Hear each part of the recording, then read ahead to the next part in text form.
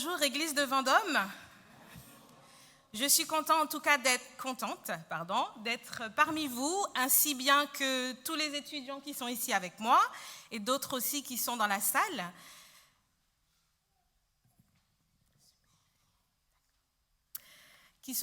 Avec moi. Nous avons été bien accueillis.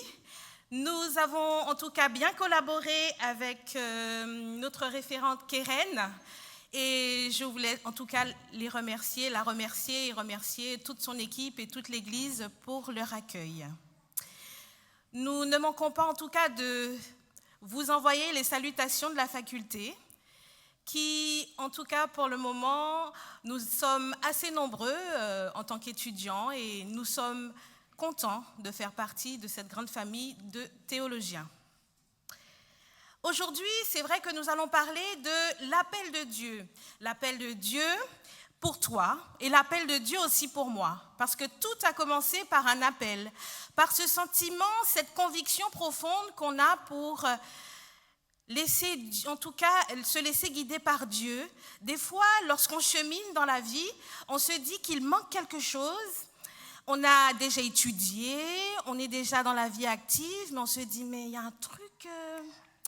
Il me manque quelque chose et je peux vous dire qu'à travers le témoignage de Paul, qui est relaté dans Acte 26, là où il était emprisonné, qu'il était face au roi Agrippa, il a voulu témoigner encore de cet appel de Dieu qui pour lui a été un appel assez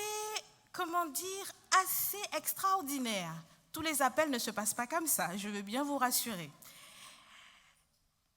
Paul, il a vécu cet appel et au verset 12 de Acte 26, verset 12 à 18, il est dit ceci. « C'est ainsi que je me rendis à Damas avec l'autorité et le mandat dont j'avais été investi par les grands prêtres. Quand, vers le milieu du jour, ô roi, j'ai vu en chemin quelque chose brillait autour de moi, mes compagnons de route, une lumière venant du ciel plus resplendissante que le soleil. Nous sommes tous tombés à terre et j'ai entendu une voix qui me disait en langue hébraïque, « Saoul, Saoul, pourquoi me persécutes-tu? Il est dur pour toi de regimber contre les aiguillons. » J'ai répondu, « Qui es-tu, Seigneur ?» Le Seigneur dit, « Moi, je suis Jésus, celui que toi, tu persécutes. Mais lève-toi, tiens-toi sur tes pieds. Voici. En effet, c'est pourquoi je te suis apparu. Je te destine à être un serviteur, à être témoin de ce que tu as vu de moi et de ce pourquoi je t'apparaîtrai encore. Je te délivrerai de ce peuple et des non-juifs vers qui moi je t'envoie, pour leur ouvrir les yeux, afin qu'ils se tournent des ténèbres vers la lumière et de l'autorité du Satan vers Dieu, et qu'ils reçoivent le pardon des péchés et une part d'héritage parmi ceux qui ont été consacrés par la foi en moi. » Dans ce texte, il y a quelques éléments clés, en tout cas, qui montre un peu l'identité de cet appel. Déjà, on voit que Dieu appelle Saul en disant en langage hébraïque. Le langage hébraïque qui veut dire dans sa langue maternelle. Des fois, Dieu nous parle dans la langue que nous comprenons, dans la langue qui nous est familière. Et aussi, ce qui permet de nous mettre à l'aise, d'être détendus et pouvoir comprendre un langage de convivialité, de proximité, où nous pouvons en tout cas être imprégnés. C'est vrai que lorsque j'écoute une musique en anglais, c'est plutôt la mélodie qui me touche, mais quand j'écoute une musique en créole, je suis très touchée parce que c'est ma langue, c'est quelque chose qui est propre à mon identité. Et là, on voit que Dieu, il se met en phase avec l'être humain pour l'appeler. Et puis, il y a la deuxième notion. Lève-toi, tiens-toi sur tes pieds pour noter cette stabilité morale et aussi voir la connexion, être en éveil, être conscient que Dieu, de l'appel de Dieu pour nous. Il y a aussi la notion d'être un serviteur. C'est vrai que dans le grec, il y a le serviteur qu'on peut traduire comme l'assistant du Christ et aussi celui qui aide les autres. Donc, dans tous les cas, en fait, on est une aide, un assistant du Christ, mais aussi pour les autres. Devenir un témoin, c'est aussi avoir une connaissance ou avoir une croyance de manière visible ou non visible. Là, peut-être qu'on pourrait dire que mais Saul, il ne connaissait pas Dieu exactement. Mais dans ce devenir, ça se base sur une croyance, sur une connaissance. Des fois, Dieu nous appelle, nous ne sommes pas forcément conscients. Et puis, quelques années plus tard, nous nous disons, mais en fait...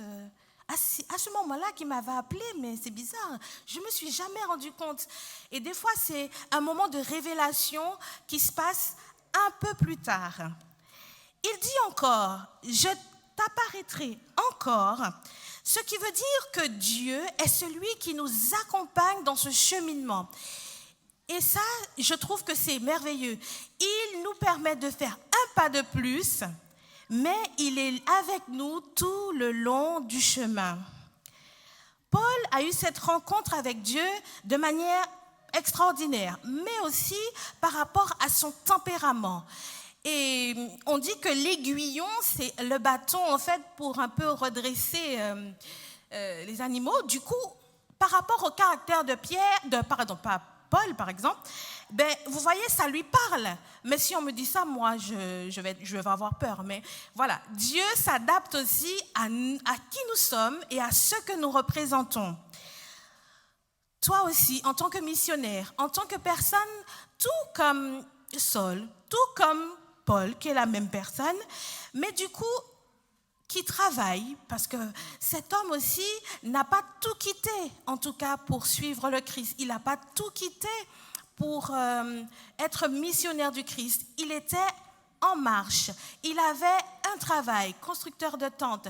Et pourtant, il s'est senti impliqué. Donc, c'est vraiment l'appel que je fais pour moi et aussi pour vous ce matin. Et c'est vrai qu'au début de mon expérience en première année de licence, c'est vrai que j'ai reçu l'appel de Dieu, mais ça a pris un peu de temps pour se construire. Ça veut dire qu'en même temps, c'est de la formation de théologienne, mais en même temps, je faisais une autre formation à côté, et parce que, voilà, on a été appelés, mais on chemine petit à petit. Et au bout de quelques mois, j'ai abandonné de manière naturelle notre formation parce que j'ai reçu la conviction que c'était le moment. Donc, tout cela pour vous dire que c'est pas à pas que nous avançons avec le Seigneur et que la conviction et cet appel profond que Dieu nous fait est pour nous aujourd'hui. Je vous laisse avec mon collègue Samuel qui vous parlera d'un autre appel de Dieu à travers l'évangile de Luc.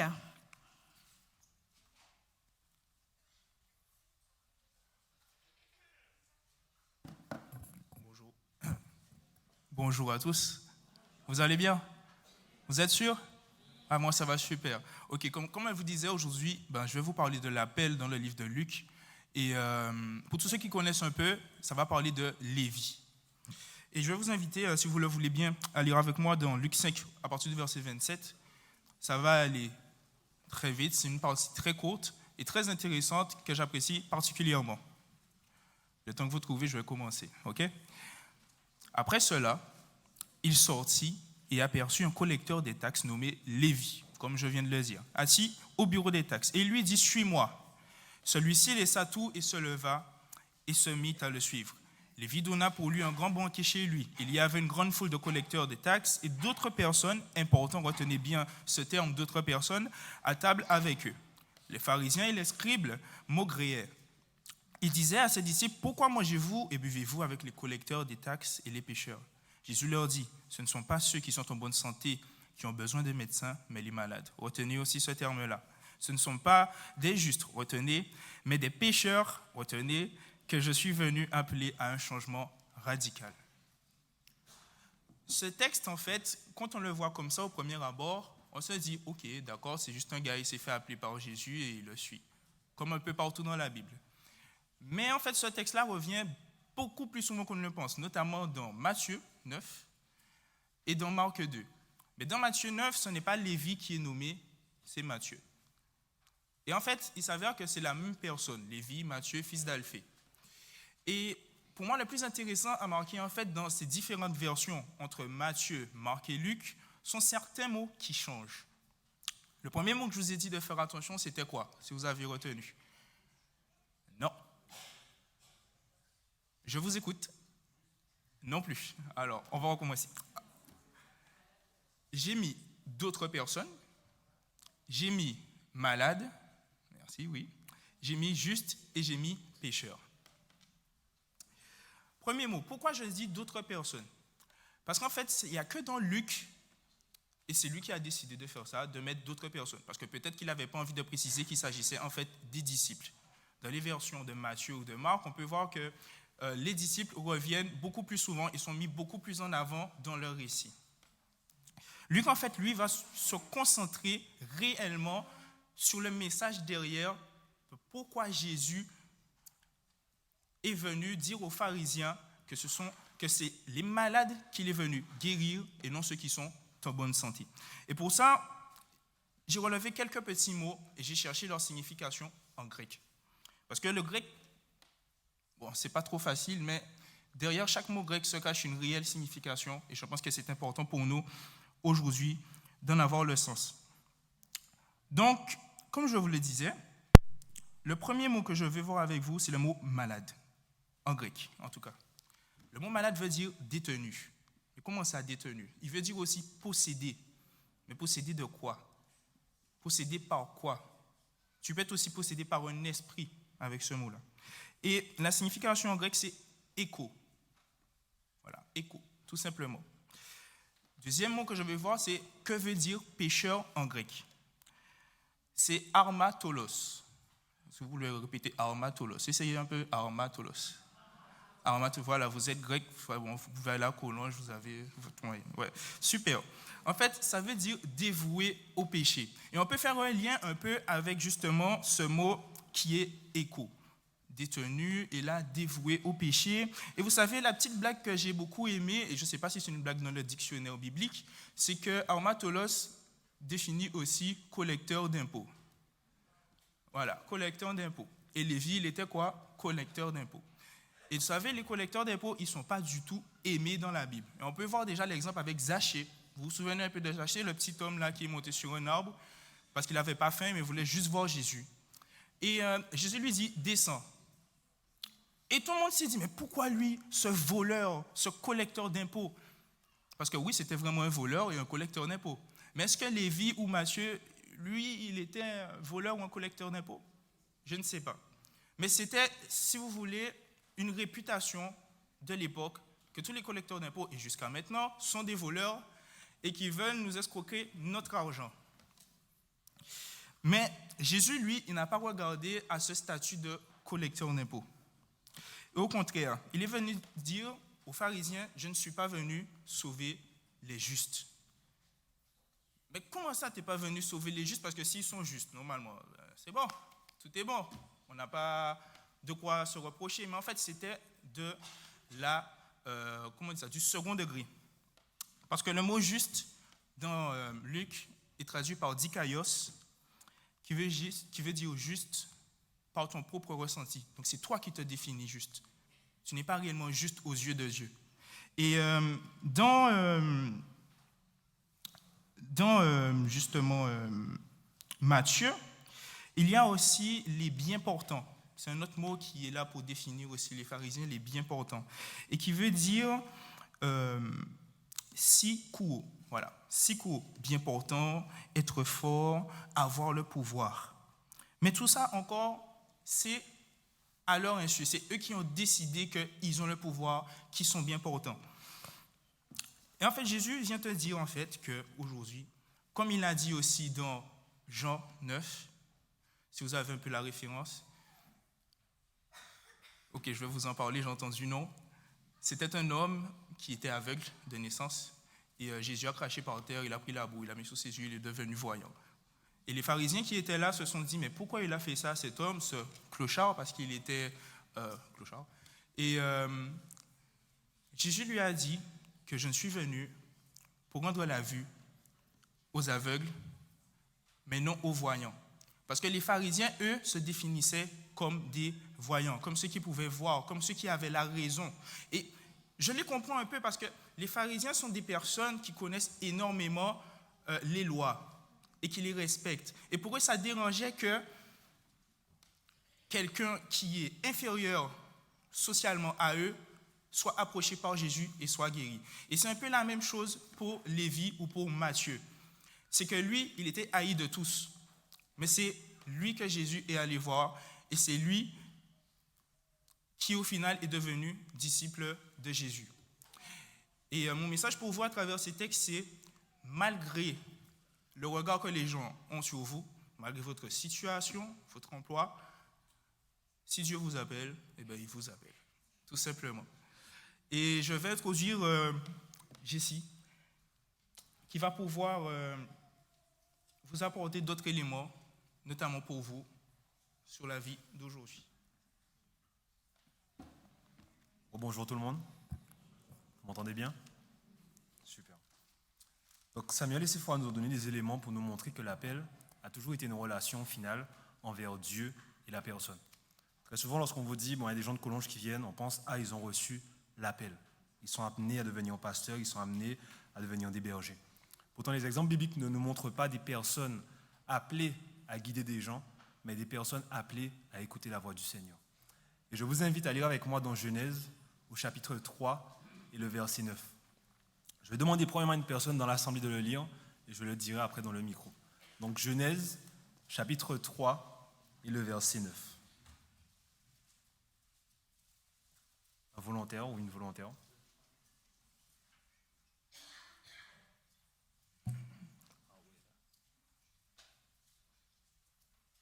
Genèse 3, verset 9.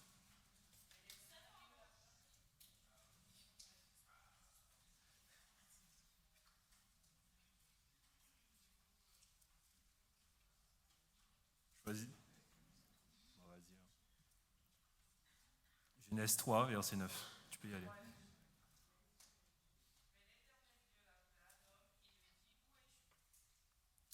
Le Seigneur Dieu appela l'homme et lui dit, « Où es-tu » Ce matin, on a parlé du grand conflit. On a parlé de cet élément où l'homme fait le choix au final de dire à Dieu, « Je n'ai pas besoin de toi ». Lorsqu'on parle d'appel, on parle de cette discussion de Dieu qui vient à l'homme et qui lui dit, « Où es-tu » Et c'est la première question que Dieu pose à Adam. « Où es-tu » J'ai été chercher un peu dans l'autre langue biblique, donc pas le grec mais l'hébreu, que représentait ce mot. « Où es-tu » Et dans la définition du mot, on voit que c'est un mot qui se définit par deux mots. « Où », le questionnement du lieu, et « toi ».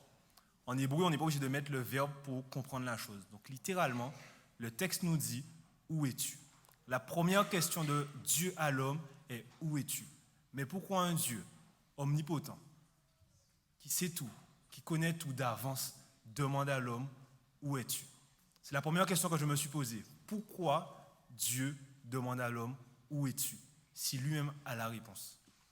Et lorsque j'ai continué à chercher un peu les différents éléments bibliques où on voit ce texte-là, on remarque que le texte littéralement veut dire « Où es-tu » Mais dans la compréhension de Dieu et dans la lecture biblique, la question va beaucoup plus loin. Dieu ne dit pas juste à Adam « Où es-tu » Il dit à Adam « Où en es-tu dans ta vie? Où en es-tu dans ton cheminement avec moi? Que fais-tu aujourd'hui » Et la question là, très souvent, on pense que certains sont appelés par moi. Chacun de nous est appelé par Dieu. Et ce matin, il te dit « Où en es-tu » Ce n'est pas une question qui est posée à ton voisin, c'est une question qui est posée à toi. Où en es-tu dans ton cheminement avec moi? Où en es-tu dans ta vie? Où en es-tu dans ton choix? Beaucoup pensent que l'appel, c'est le pastorat. Ce n'est pas vrai. L'appel, c'est ce que Dieu met dans ton cœur. L'appel, c'est le sentiment qui, chaque matin, te pousse à aller vers ta mission de vie. Et Et on voit beaucoup d'éléments aujourd'hui de nous dire, cherchez à quoi vous êtes appelés. Mais Dieu nous le rappelle tous les jours par cette question. Où es-tu? On voit que tous les développements de la Bible vont être la même question. Où en es-tu avec moi? Où en es-tu dans ton cheminement avec moi? Et on va le poser la question à Noé, dans son cheminement avant le déluge, après le déluge, à Adam, à Seth et même à Caïn. On l'a vu ce matin. Avant que Caïn ait à faire cet acte, Dieu vient à lui et il parle à Caïn. Il lui dit, domine sur le mal. Pourquoi Caïn doit dominer sur le mal? Parce que l'appel de Dieu est de lui dire, je vois le chemin dans lequel tu es. Mais toi, où en es-tu réellement? Où prends-tu ta responsabilité? Et très souvent, en tant que chrétien, on attend que ce soit l'autre qui nous dise où nous en sommes. Et pour répondre à la question de ce matin, on nous disait, pourquoi certains se laissent influencer? Parce qu'ils n'entendent pas cet appel. Ils n'écoutent pas cet appel de Dieu qui leur dit, où en es-tu avec moi aujourd'hui? On ne s'en rend pas compte, mais le cadeau que Christ nous fait, c'est de réconcilier le monde avec Dieu, avec le Père. Ce lien qui avait été si longtemps détruit et reconstruit, permettant à chacun d'entre nous, individuellement, d'entendre cette voix de Dieu qui nous dit, où es-tu mon enfant? Rentre à la maison, je t'attends. La dernière image que je vous laisse, c'est la parabole du fils prodigue. Ce fils prodigue qui partit de la maison de ses parents, au loin se souvient de l'amour de son père. Et l'on remarquera que le père guettait l'arrivée de son fils. Et pour encore rentrer dans le texte, c'est à comprendre que lorsque le père court vers son fils, le texte nous laisse à comprendre qu'on voit la nudité du père, que le père se livre à tous les autres pour aller à la rencontre de son fils. Il accourt vers son fils. C'est le choix que Dieu a fait pour chacun d'entre nous. Lorsqu'il est venu dans le jardin, poser dans cette question, où es-tu? Lorsqu'il nous a offert cette solution à cette condition de pécheur, il s'est mis à nu devant nous, nous montrant réellement quel père d'amour qu'il est. Et je vous poser cette question, et ce sera vraiment la conclusion de ce message. Où en es-tu avec Dieu aujourd'hui? Et j'espère sincèrement qu'à cette réponse, qu'à cette question en tout cas, la réponse sera, Père, je ne sais pas où je vais, mais je veux vraiment marcher avec toi, jour après jour. Je ne sais pas de quoi il fait demain, mais j'ai l'assurance que tu es avec moi et que tu es mon sauveur. Bon sabbat à tous.